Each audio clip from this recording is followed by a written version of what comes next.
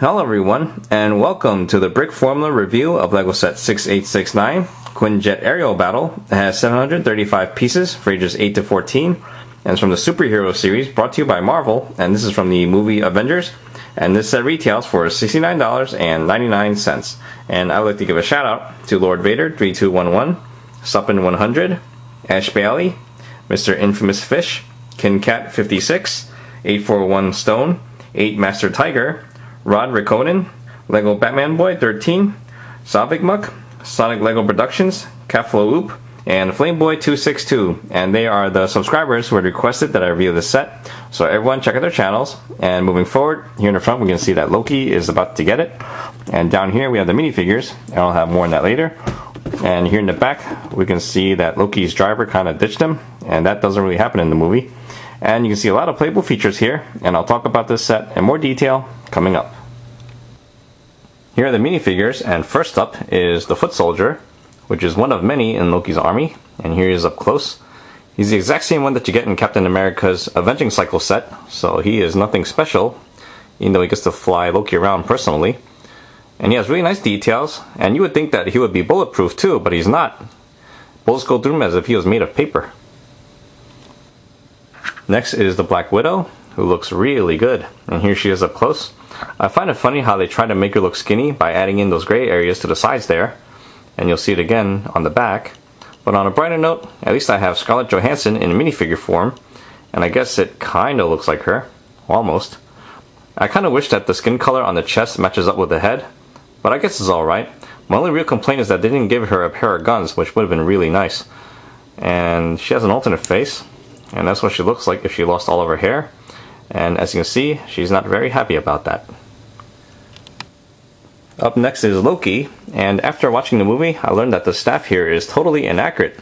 It's supposed to be about half the size, and it should have this light bluish glowing golf ball somewhere around here. And as you can see, Loki is not very happy that they gave him the wrong staff. Although he does have a pretty nice suit. That is until the Hulk has his way with him. And there's no details there on the back. And this is made of a soft rubber plastic, and there's no alternate face. Now to check out the exclusive Iron Man, and he is in his Mark 7 armor. And here's a quick comparison to the other Iron Man from the Loki's Cosmic Cube Escape set, and here they are. We have totally different printing on both the torso and the legs, and the same with the back. And there we go. And he does get a pretty cool helmet, even though it looks pretty big, but I guess it's better than having a printed minifigure head. And plus, this one you can open up, and there's Robert Downey Jr. going peekaboo, and he has an alternate face, where he's having a pretty bad day.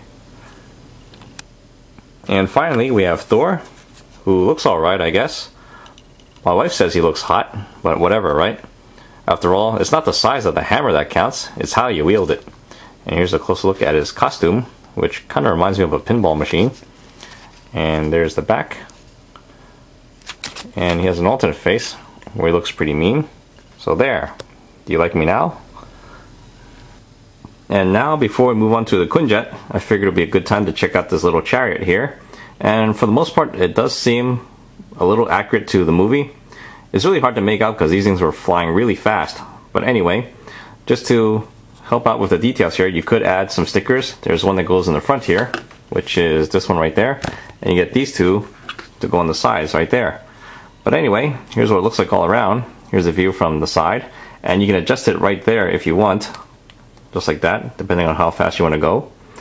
And here's the view of the back, and here's the view of the other side. And while I'm here, I would like to introduce you guys to a new part, which is this bracket right here, which is a 2x2 and it's inverted, and that is part number 99207, and it's currently going for about 24 to 36 cents on Bricklink, and you get 6 in total in this set.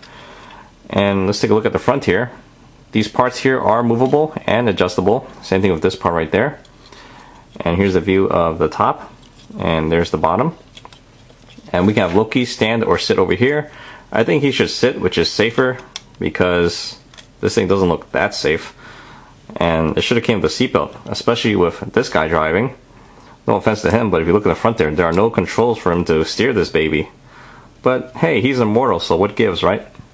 And now we can move on to the Quinjet. finally, it's time to check out the Quinjet, and this is a great looking model, and this is like the money shot that you're looking at.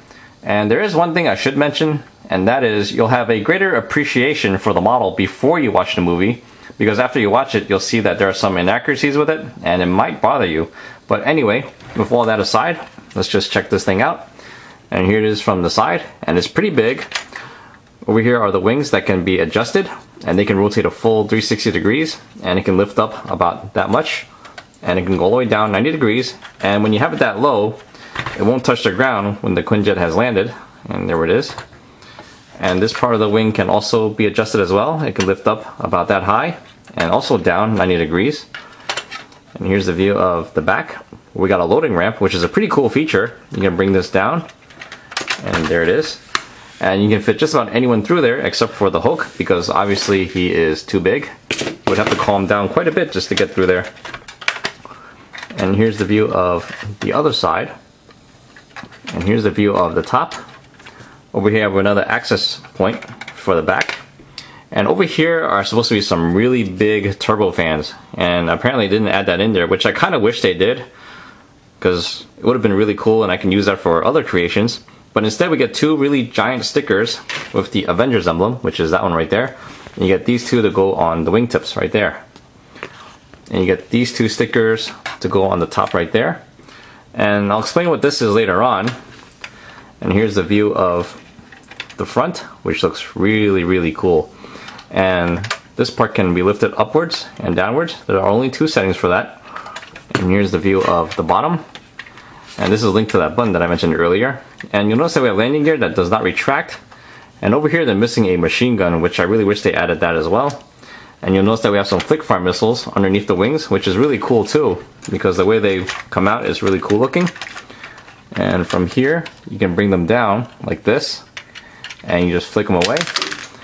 And the engines back here can also be adjusted, even though they're probably not supposed to. And now to check out the insides.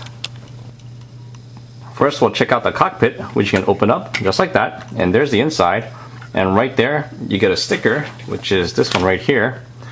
You got a little joystick and a small targeting computer.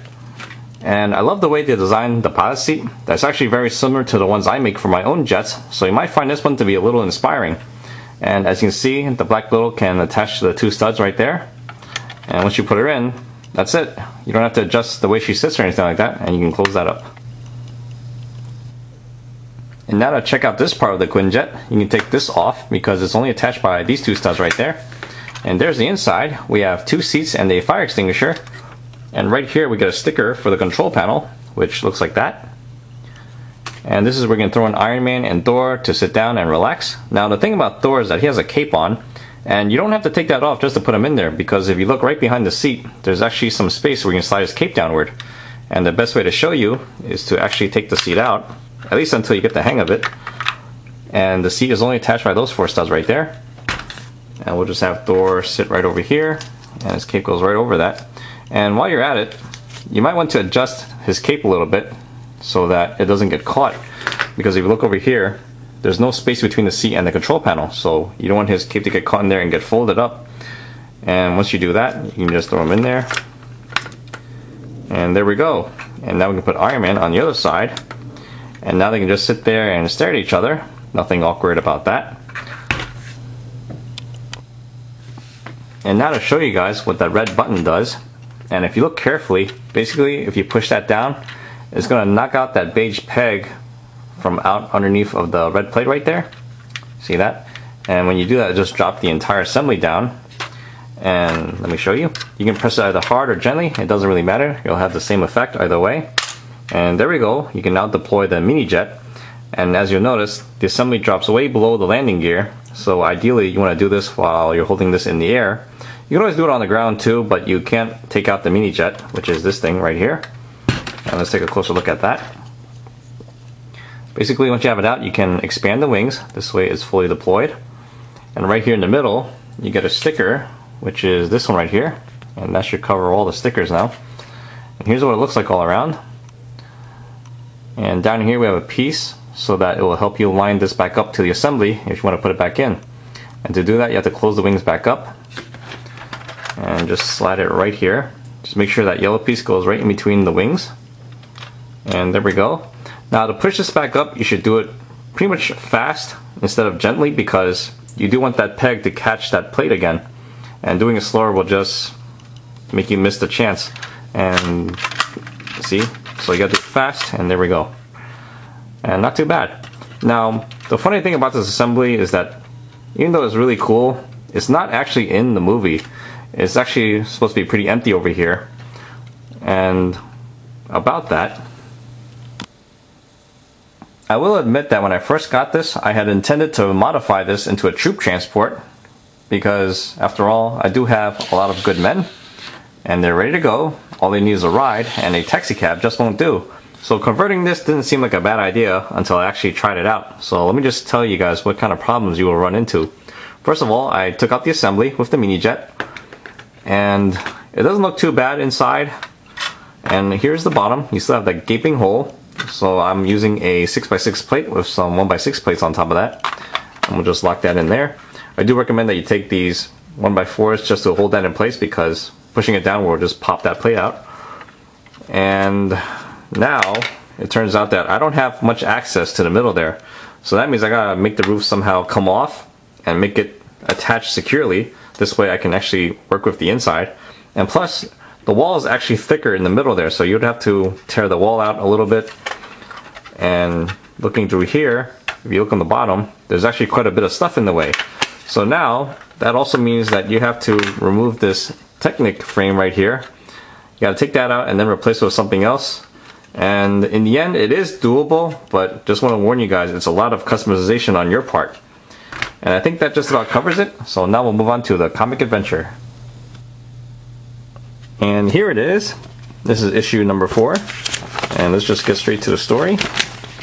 And here we are. It seems like New York is not doing so well, so the Avengers mobilize, and Iron Man gets a head start. And he finds Loki and totally destroys his driver. And Loki is not happy about that, so he shows Iron Man what real power is. And it seems like Iron Man didn't take that very well. So here comes Thor to save the day. And he destroys what's left of the Chariot. And then he launches his hammer at Loki. Happy ending. And now we can move on to the recommendations. Overall, this is a really good set, and I definitely recommend getting it. When it comes to the value, we have a price per piece ratio of 9.5 cents a piece, which is really good for a licensed set. And we're getting about $87 to $100 worth of parts here, not including the minifigures. The Foot Soldier is worth about $250, Loki is about $5 to $6, Iron Man is about $22 to $27, Thor is about $12, and Black Widow is about $22 just by herself too. So clearly the value is really good, especially since this retails for $70. And when it comes to play value, it's really good too, because the Quinjet just by itself is a lot of fun. It's really easy to hold and fly around. We have the adjustable wingtips, dual flick fire missiles, we have the loading ramp, the 2 opening cockpits with the control panels inside and some seats in there, and we have the assembly with the mini jet, and we have the Chariot too, and we have 5 minifigures all together. So clearly there's a lot of fun with this set, and it's definitely a worthwhile one to get. And that sums up my review. I hope you guys enjoyed the show, and I'll see you guys next time. Thank you for watching.